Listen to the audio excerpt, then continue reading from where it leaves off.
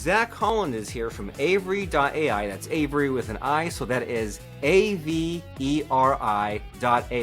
Now, Mr. Zack Holland, he's a Brooklyn-based startup founder. He's an author, he's a GTM consultant, and he's spent his entire career building companies or obsessing over how to help others grow efficiently. And now we're here to talk about Averi, which is the first AI marketing manager. And Mr. Zack is reinventing marketing with AI. We're making sure that humans are still involved. We're combining creativity and these things that we stress out about, we worry about, where we're like, what the heck is in store for us in the future when it comes to AI? Well, Mr. Zack is here to help us about how these fractional marketers can find better matches and how the companies who are looking for this work can get matched up. So that's what we want, to use AI as a tool to help us be productive and make money and grow companies and do all these things, and not just let the machines take over, because that doesn't sound like a very interesting future, if you ask me. So, Mr. Zack, glad to be speaking with you. Thank you so much. Pleasure to be here. And that was a fantastic intro. I feel like I don't even need to walk through anything. You did it just right. So. Well, great. Well, but I still want to press you, still want to grill you on some things. And so specifically, Great. we all wake up with these different motivations, ideas, passion. And so what is your passion these days and what's your focus? Yeah, I mean, that's a great question. For a long time, my passion has been helping others who have clear dreams, who've sacrificed a lot to be able to build a company, and helping those people grow those companies well and efficiently, right? And you see so many people that have this amazing product in mind or this amazing idea, but get bogged down in how messy and convoluted marketing can be today. They get sold by the wrong agency, or they trust the wrong internet guru on what they should be doing to grow. And it just always broke my heart when you had friends or connections that had a great idea, but that idea never really saw it to light like it deserved, because the marketing got all messed up and bogged down. And so the passion is helping other people's dreams succeed by making marketing a more simple and effective act through technology. Well, nice. And we need to do that, right? Because I don't know about you, Zach, but I'm always fighting the short attention span. And I always feel like any project I'm setting out to do, it seems simple in my head. And then once I go in and I put the steps or even delegate the steps or even write out a plan, it's so deceptively complex. And so I feel like I'm always going through these extremes of like, I feel like, why can't I keep enough attention in place to get a landing page, to get an email campaign going? It seems so simple in my head, but there's all these extra steps, and it seems like no one's really cracked the code or figured out how to like just get to the fulfillment, right? Get these projects done. And so it seems like you have Averi.ai in place to help us get the right talent in place. So what is Averi.ai? That way we can get our heads wrapped around this idea. Yeah, absolutely. And just to double down on that, it's so tough to go from the idea into action, especially in today's day and age, because all we're doing is launching more tools for people to use, making the world a busier place instead of trying to pull things back and make it simpler for people. And so at Averi, that's the goal. We built what we call the first AI marketing manager that should feel like you hired a fantastic marketing manager to come in and help you, one, build the right strategy. So we use unique models that we developed with some of the best marketers on the planet, so that you can plug in what you're building, what your goals are, and actually collaborate with an AI that is set up to help guide you down the right strategy paths. From strategy, you get content creation as the next thing. So an AI that can help you make the right blogs, the right ads, anything that you need to actually create. But then, of course, there's still so many things in marketing, because marketing is one word, but what are there? Hundreds of acts underneath that all kind of are under the marketing umbrella. There's still so many times when AI isn't the right fit to help you actually get that thing done. And you want to work with a great human expert to do it, whether it's brand design and kind of guidance on that side, whether it's really technical media buying, whether it's running a PR campaign. And so what Averi will do is, if you build a strategy and there's something where the AI is not the right fit to help you, Averi will actually, in knowing what it knows about you as a person and about your company, match you up with a perfect fit US-based marketer to come in and help you get that thing done, all in one platform and in one place. And so you can figure out what you need to do, make the right content to go and do it, and then meet and work with the right people to fill those gaps, all in one place without having to work on 10 different platforms to do it. Very fantastic and very amazing. So it seems like the way you describe it, it's all about breaking it down into bite-sized chunks, right? You say, well, what's the strategy? What's the content? What's the creative? And then filling in the gaps and getting all that done. And hopefully AI does some of it, but if it requires some of this outside the box thinking, this human effort, then that's where you match up with those workers, with those experts who can get it done. And so what sorts of projects, jobs do people use your platform for? Yeah, it's full stack marketing. So it's everything from people who are, they're a pre-seed stage startup and they have a great product, but they don't know how they should be attacking marketing and where to kind of spend budget first. Or it's, and then anything in between, all the way up to enterprise marketing teams that are continuously getting smaller and smaller. They're told that because they're using AI, we should have smaller teams. And so you have these really overburdened, overworked marketers on large company teams that need to be able to use AI to be more efficient and to be able to not waste time sourcing, managing, and onboarding this kind of like ever-changing mix of experts and freelancers and boutique agencies.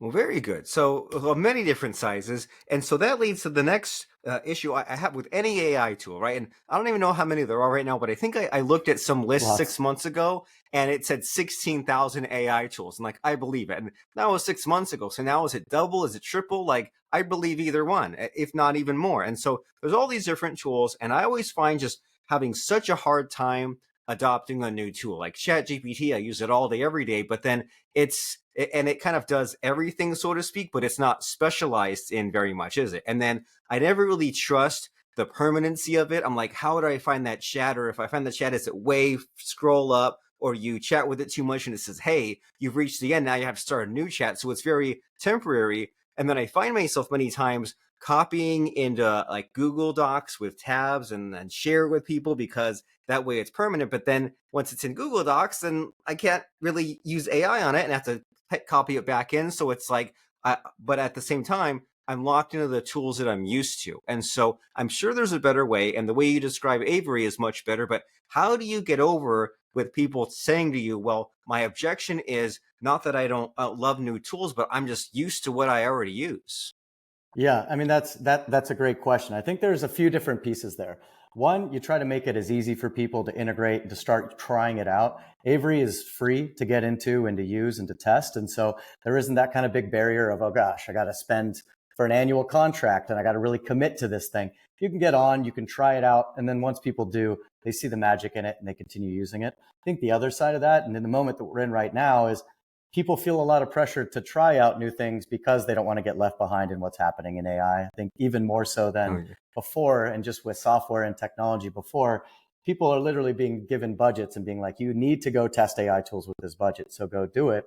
But it's a scary thing to do. It's a scary thing to have to learn a new platform and to be able to demo and to onboard onto all these tools. And so the goal is that Avery is the last, really the last marketing tool you ever need to get to know how to use, because whether it's stuff that the AI can handle for you in an ever expanding capability set, or whether it's anything else you need help with that it can match you to a great expert and have that expert accomplish for you, it's replacing that entire need, like you're mentioning, of having a different AI tool for every single thing, one to make ads and one to write copy, and then to normally you have to take stuff off that AI tool and put it in like your Google Drive or in Dropbox, and then you got to send it to somebody you found on Upwork or Fiverr, and then you're trying to take that and put them into Monday.com or Trello. It's such a messy system, and that's why things that should be so simple are so complex, and you get just bogged down in the details.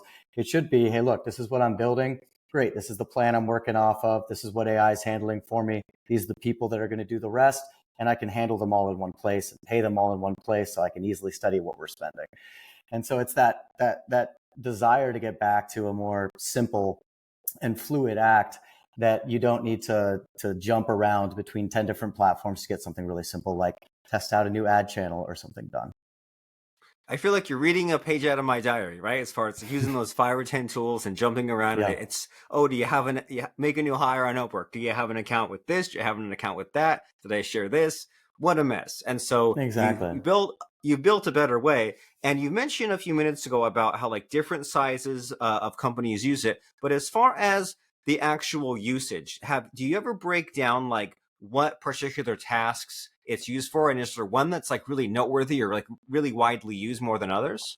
Yeah, it kind of separates into a few key categories. And like I mentioned, there's experts in, I believe the number right now is 115 different categories. So almost anything you need, there's going to be an expert that Avery can match you to. Even niche things like we want to better integrate our CRM into our products so our automations work better, or we're doing cold email and our deliverability is dropping and we need a deliverability pro. But the kind of core kind of classics are, brand development. So, brand experts to be able to come in and really tastefully guide a lot of AI tool usage in the platform on building a better brand, on launching websites and things like that. We have community management. So, I think we're really big on the idea that, we're also bogged down with just the overwhelming noise on social media, and AI, instead of making that better, making us more creative, oftentimes it makes it worse, where the quality is just even lower than it was when we were all just whipping it up ourselves. And our newsletter is called Don't Feed the Algorithm, because the whole point is we should be using AI tools to push how creative and how interesting we can be, instead of just like pushing stuff out for nonsense. And so trying to be a platform where people are more creative and do better jobs on social and then of course like growth and in advertising is another key one. And then it would be PR and publicity and all that kind of thing. So it's really kind of the core pieces of getting a brand built or leveled up and developed, and then how you're actually going to get people to find your product, as well as CRO and how you can improve your workflows and your funnels and everything like that. So it's a little bit of everything. I like it. Many goals, many problems to be solved. And so, as far as when people get up and running with Avery, is there like a common mistake you see, or is there like something that just like drives you crazy as far as either a misuse of the tool or maybe where they might drop off? Yeah, of course. I mean, I think with any of these new AI tools, a lot of times the output's only as good as the prompt, right? As the input. And so you get somebody who hasn't used AI much, and they might just struggle to ask questions the right way on the platform to really get high quality answers. But we've built features to try and help solve for that much more than just jumping on ChatGPT or something like that. One is that Avery's memory and our agent system to remember more about the business and what you've worked on does a much better job when you ask even a simple question of integrating, okay, this is the business size, this is the products they sell, this is what this person's been working on. So the answer should be better already.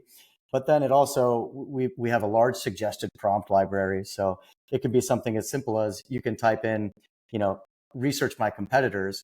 But when you hit enter, the actual prompt that's put in the system is a much longer prompt that we've tested thousands of times to get the right inputs back. And so we've pushed on the product side to make sure that even when you ask simple questions, you're still going to get a really high quality answer back. Well, very nice. And that's a great insight there that the input is so important for the output. And I think that, using AI is a skill, and a lot of people who maybe they only use it for a few things, they don't see the value. Well, they're not kind of applying these techniques, right? Of like figuring out like, well, how do I really word this? Well, I'm researching those competitors. Let me use this much better prompt versus just something that's short and too simple, and then they wonder why they didn't get a good output because you didn't really adequately explain it to the AI to get the answer that you were searching for. What a concept. And so can you kind of help us understand, so you say that it's great for a company or an agency and they have these marketing problems and they can then like use the AI to like break the problem down and solve some of those, and then if they want to then have a human fill in the gap, they can kind of jump into that marketplace. So like, how does that work? What's that all about? Yeah, so we're really proud of the marketplace of talent that we have on Avery. It was actually developed over the last 4 years by a full-time team who's tried to find the best marketers in every single vertical. And when I say best, it doesn't just mean the most expensive person as well. It's who is the best junior designer that can really quickly iterate, but also who is that really high-level strategic genius that can really guide and help a company through tough times or a rebrand. And so we think that the marketplace of experts on Avery is genuinely the best group of marketers that have ever been put together. There's everybody from people who've just been great fractional guides and freelancers for their whole careers, all the way up to some people who have jobs who are like the heads of brand or heads of growth at some really famous companies and do this on the side because they want to keep working with startups or other teams and help support and consult. And so whether it's somebody to join the team and work with you every day, or whether you just need somebody who has the experience to come in and help, there's some of the best people on the planet in the Avery ecosystem. On the other side of that, it's a great tool for people who are looking for more work as freelancers or designers or consultants. because instead of having to go through the process of 40 interviews on Upwork to do a logo for somebody or something like that, on Avery we're using so much data to match you to the right job that they should be much higher cost, that they're more long term. And so hopefully the AI is matching you up to your dream jobs, and you don't have to waste a bunch of time on the sales, on finding clients, on anything like that, so that you can just focus on doing great work for great customers. Well, very nice. And you bring up an interesting point is on all these sort of job sites, freelance marketplaces, it's like but even like before AI and even still now, but like there's so much of a percentage of that time is just on the hustling, right? Of like all this working for free and applying, whether it's Fiverr, whether it's Upwork or some other job site. It's always just like constantly applying. And it's like with the way AI can just like match people up and give you what you wanted before you even asked, just based on the data, like this should exist. And great, now it does, thanks to Averi.ai. And so, but the problem that you see with a lot of these kind of marketplaces is that balance factor, right? Like there's a lot of like they treat the buyers really well and then treat the sellers like crap. And so have you dealt with that? Because there's always such a problem of like keeping the balance and like getting people to use it. And so has that a concern, or how did you get that momentum in the marketplace that's so tough to get?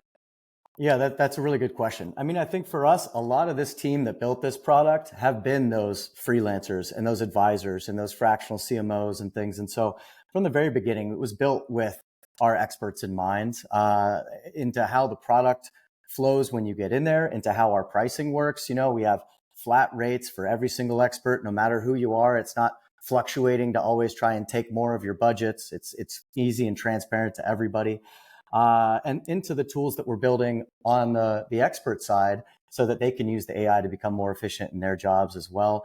Really, from the beginning, we wanted to build a platform that, yes, of course, it's for our users and our customers on the platform, but for them to have the best experience, you need happy suppliers, happy experts who are going to be, who are going to be doing the best job possible because they really enjoy working on the platform. So both are super important, of course.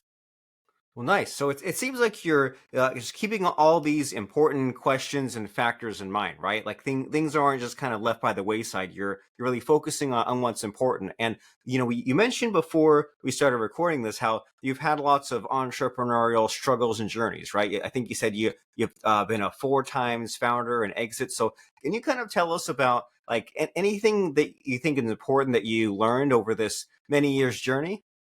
Yeah, of course. Yeah, I started my first company at 15, and it actually was relatively successful. It was like an early version of Nextdoor called Neighborhood Knowledge. And I was able to sell that, which, paid for college and kind of started me off on like, oh, I'm going to be an entrepreneur my whole life. And it's always going to be this easy. Start a company, hit a chord, sell it. And of course, it definitely doesn't go that way. My first job after college was a pretty complex business idea that was overcomplicated for people to really learn, and we raised money for that company and it failed, and that was a really tough learning experience as a 23-year-old who had made a lot of mistakes, hired friends and had too fancy of an office and kind of done all of that.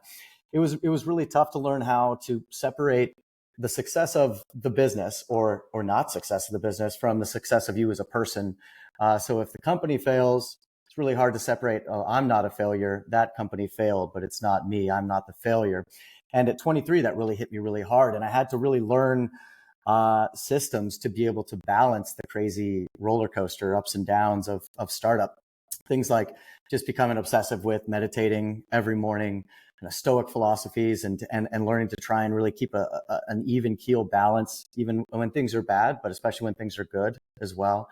And just kind of continuing to grow up and learn that, ups and downs in the business have to have some separation from who you are and your success and as a human being. And if those two things are always too close connected, you're always going to be either overly happy and optimistic, or you're going to be miserable when things go bad. I think that's huge. Yeah. And that's so understated, right? Is tying your happiness and success to the success of your business. Like obviously you'd want it where your business is going great, it lifts you up. But then the problem is if your identity is too attached to that, then when it drops, and it just drops along right with you, right? It seems to be not that much different if your identity is attached to your house or your car or some other material Right. possession. Maybe the business ownership fools you into that trap because it seems to be more abstract, but it's still just kind of the greed can really get you, and the pride and all those other kind of things that we want to stay away from, right? And to have the stoicism, have the meditation, take care of yourself, and beyond that kind of consistent, deliberate, showing up every day sort of mindset, which it seems like you're on the track to doing. And so as far as like what you're working on now, right? Either with yourself or your business, because you said, right, it's two separate things, but like what excites you about the future? What's coming up soon? Yeah, absolutely. Well, I mean, we just launched Avery in October, and so it's a relatively new product, and it has been, I mean, it's been a really exciting whirlwind to be on. Ever since we launched it, we've had just thousands of people a month signing up to come and use the product. And so the focus for us has been how can we build something that's genuinely helpful, that's really transparent, that can actually cut through the noise and really help people in the real day to day and actually solve real problems. And so, of course, what I'm excited about is continuing to roll out great features in Avery, continuing to bring more people on, and hopefully build a product that can, kind of harkening back to what I was saying at the beginning, help more people succeed when that their idea would have gotten bogged down in the mess of marketing if it wasn't for a tool like Avery. And I don't think it's not even Avery succeeding. Sometimes it gets me really excited to see customers of Avery succeeding and going out there and growing big businesses and letting their dreams succeed. That's what I'm most excited about. And so this year, we'll continue to open up our wait list and let more and more people into Avery. We're continuing to grow our expert marketplace, and so continuing to have great people apply to come in and get matched to jobs. And that's what I've been excited about. The team's been growing. We have a new office here in Brooklyn, and so it's been an exciting year overall. Very nice. It sounds like it. So it seems to be all about the simplicity and the speed and the results. And that website is Averi.ai. That's Averi.ai. That's a tongue twister. And it's a Yep. new way to run your marketing. It's one platform to craft marketing strategy, create endless content, and build a perfect fit team. It's your AI marketing manager reporting for work. And so as people are heading to Averi.ai, Mr. Zack, is there like one final push or one final, just really quick sales pitch? If someone says, oh, yeah, another AI tool, I'll check that out later. How do we get people to not wait on this and check out Averi.ai today? Yeah, absolutely. One, it's totally free to come in and use and engage with and try out. And so, spend a little bit of your time to just sign up and come learn about it. I promise it's worth it.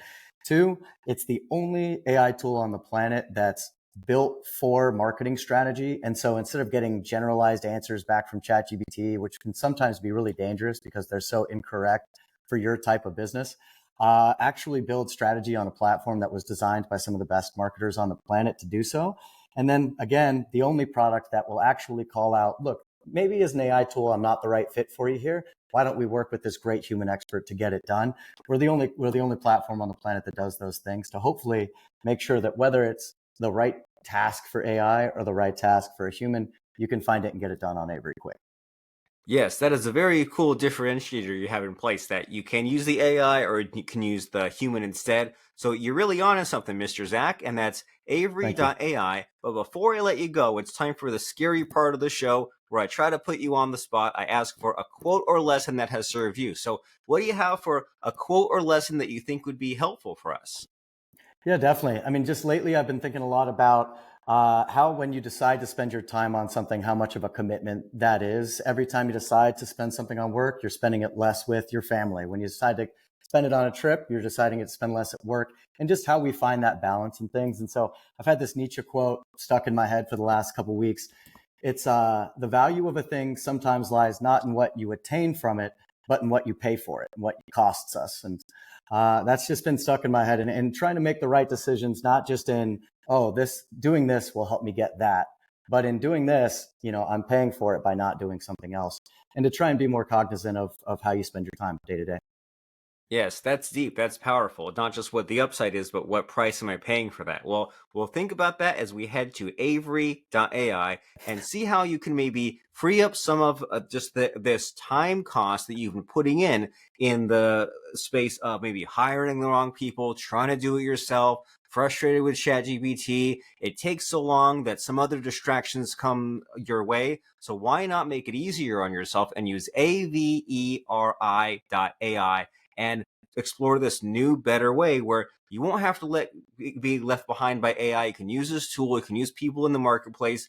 Mr. Zack Holland is on to something amazing, Averi.ai, and we'll see you there. I thank Mr. Zack for showing up, stopping by, and giving us some just amazing life, business, and AI and marketing lessons. I really appreciate what you brought here. Absolutely. I had a great time. Thank you so much for all the great questions.